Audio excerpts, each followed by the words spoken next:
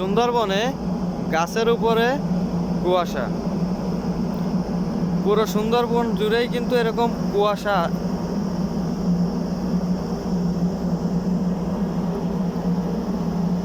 আর নদীর ওপারে তিনটা নৌকা বঙ্গোপসাগরের দিকে যাচ্ছে।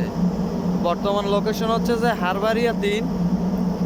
তো একটু পরেই কিন্তু কুয়াশাগুলো কেটে যাবে।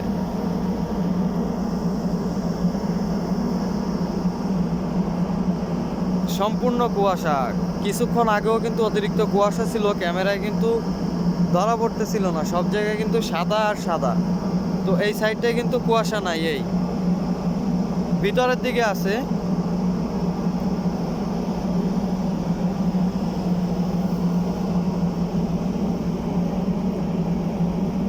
আর এ হচ্ছে যে একটা গ্যাসের জাহাজ যাচ্ছে।